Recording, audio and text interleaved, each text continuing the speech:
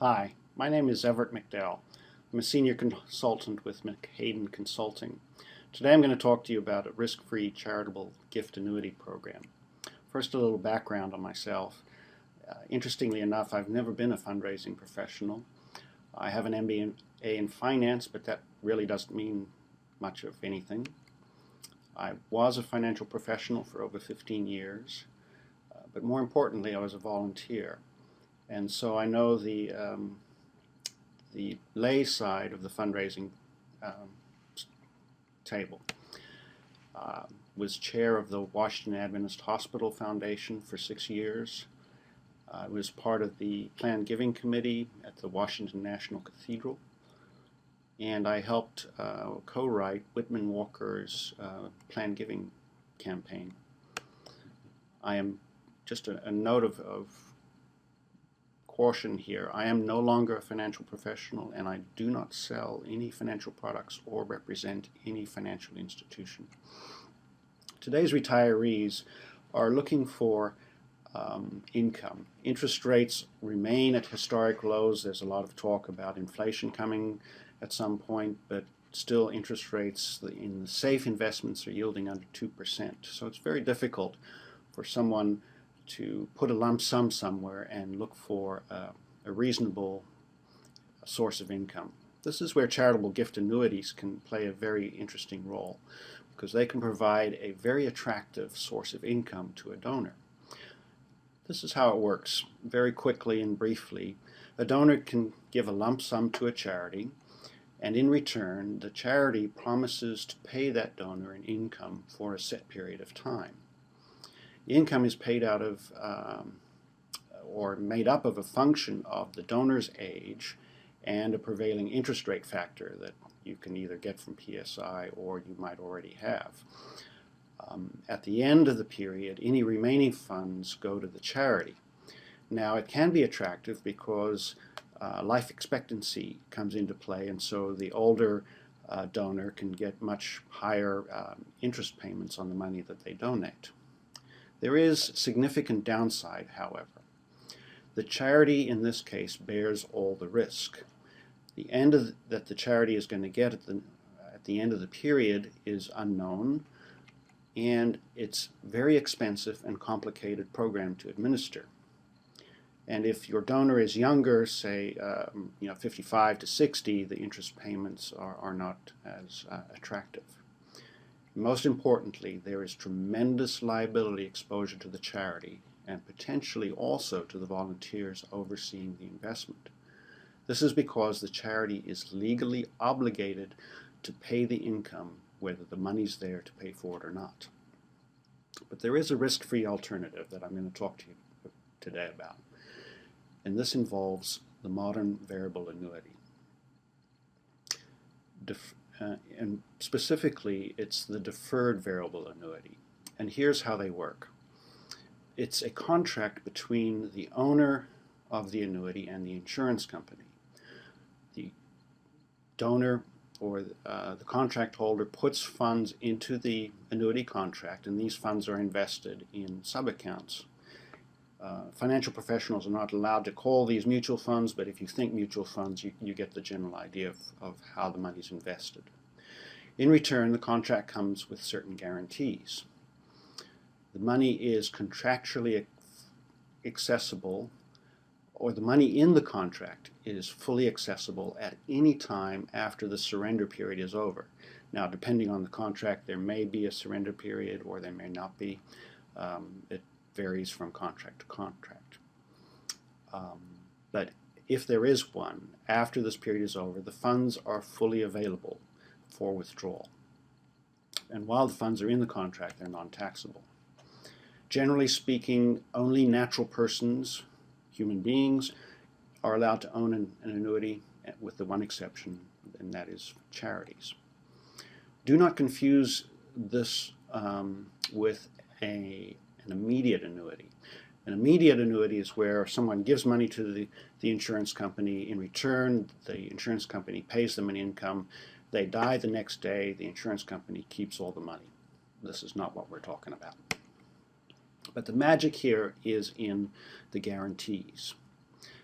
there are three very important guarantees that make this attractive to a charity. One is the growth guarantee, the second is the income guarantee, and the third is the death benefit guarantee.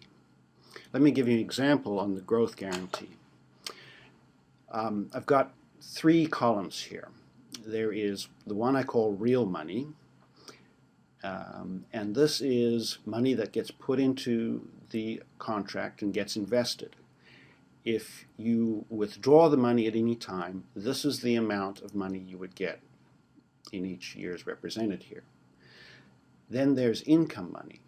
This is the amount of money that the income one would receive is calculated on. And then there's the money the beneficiary would receive at death. So let's say, for example, in year one you put in $100,000. You can see under the real money column in year two it has grown by 20% to $120,000. Income is based on $20,000. If there's a death, the beneficiary gets $120,000. But in year two the investment market is just terrible, and the account value goes down to $75,000. If you were to withdraw the money at this point in time out of the contract, you would receive $75,000. However, if you were to ask for an income from your annuity, the income would be based on $126,000. And if there was a death, the beneficiary would receive $126,000, not the $75,000. And in turn, if there's a miracle in the market and for some reason, there's a 100% rate of return in 1 year, the account grows to $150,000, and the income then would be based off $150,000, and the money you would receive at death would also be $150,000. This sounds a little bit like magic, but it's the guarantees that the insurance company have offered in the contract. So what this means is the money that the income is based on will never go down, and if there are no withdrawals, it will also increase even when the market goes down. Okay? Income guarantees. Here I've used $1 million just to make the amount of income look a little bit more interesting. And you can see in year one, if there's $1 million in the contract, the annuity company pays 5%, that income is $50,000. If there's a downturn in the market, the amount of income is still based on $1 million, and you would still receive $50,000. If there's a growth in the money, then the amount of income grows accordingly. It's still paid out at 5%, but it's based on the higher account value.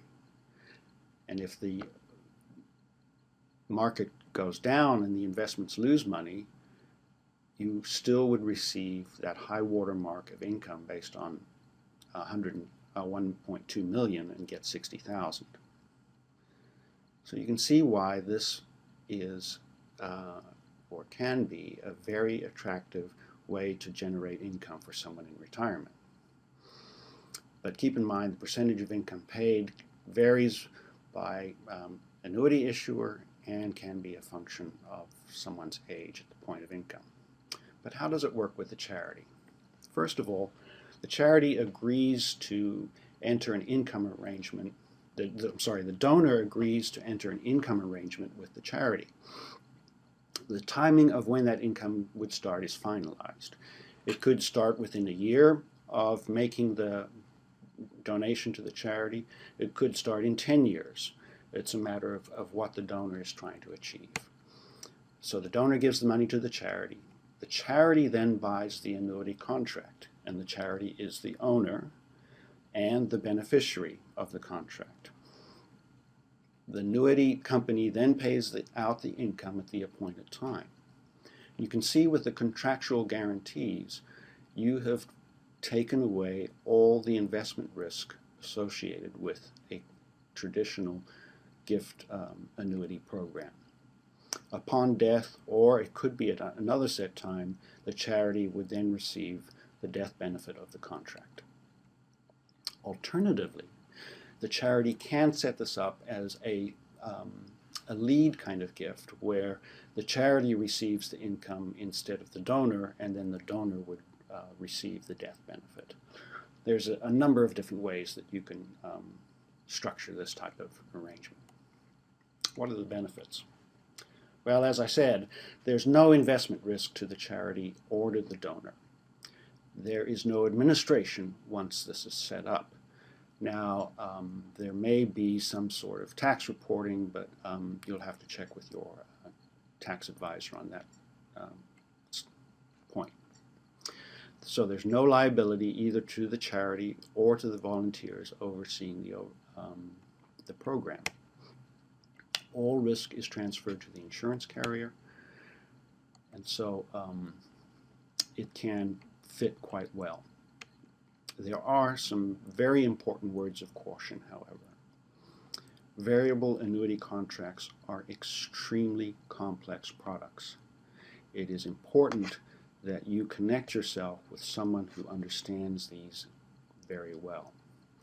Also, given the nature of the guarantees that you've seen, it's very important that the insurance carrier be very financially stable. A number of carriers got into this market and promised too much, and through the last 5 years, with the market performing the way it has, they have suffered greatly and have gotten out of the annuity market altogether. If the donor is older, the percentage payouts by the insurance carriers will not be competitive with a traditional gift annuity program. So if this is the case, you need to be sure to inform the donor that they could get a better deal in a traditional program.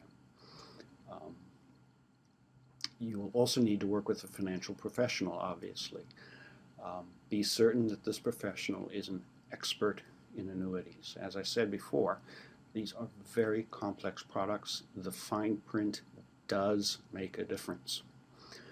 The contracts vary greatly from one company to another, so be sure the individual that you're working with can offer a number of different contracts from different carriers, because no one carrier is right for all situations. And as a rule of thumb, avoid indexed annuities. There are always exceptions, but in this section of the market, there is a lot of abuse, and I've seen too many horror stories with people buying indexed annuities where they've really benefit only the individual who's been selling them. This has just been a very quick oversight. If you want more information, please feel to contact me at evert@mchayden.com.